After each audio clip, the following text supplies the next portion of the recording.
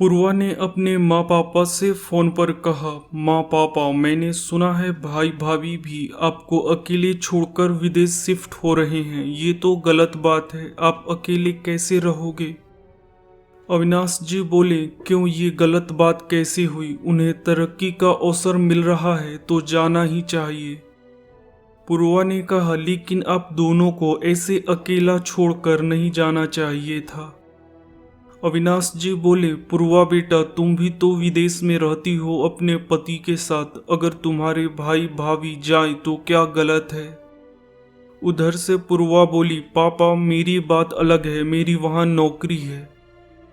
अविनाश जी ने कहा, अब तुम्हारे भाई को भी वहाँ नौकरी मिल गई है और बहू को भी। जब तुम वहाँ रह सकती हो तो तुम्हारे भाई भाभी क्यों नहीं? मेरे लिए बेटा बहू और दामाद बेटी में कोई फर्क नहीं है, तुम हमारी चिंता मत करो। अविनाश जी ने आगे कहा, वैसे भी कौन कहता है हम अकेले हैं? तुम्हारी माँ और मैं तो दोनों एक दूसरे के पूरक हैं और हम दोनों स्वस्थ और तंदुरुस्त हैं। बच्चे जहाँ रहना चाहे वहाँ रहे, हम उनकी खुशी में रुकावट नहीं डालेंगे। न हमें कोई शारीरिक समस्या है और न ही कोई आर्थिक परेशानी। हम सक्षम हैं और हम चाहते हैं कि बच्चे भी अपनी इच्छा से जिए।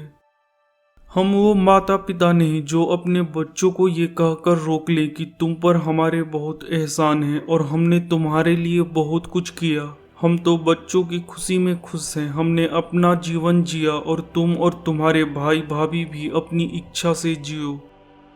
वैसे तुम्हारे भाई भाभी तो हमें साथ ले जाने की जिद कर रहे थे, लेकिन हम खुद ही विदेश जाना नहीं चाहते थे।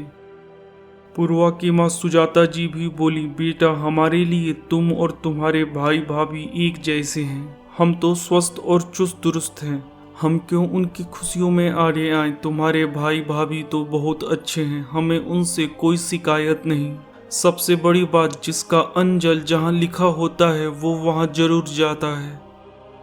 पूर्वा समझ गई थी कि उसकी मम्मी पापा सचमुच बेटी और बहू में कोई फर्क नहीं करते।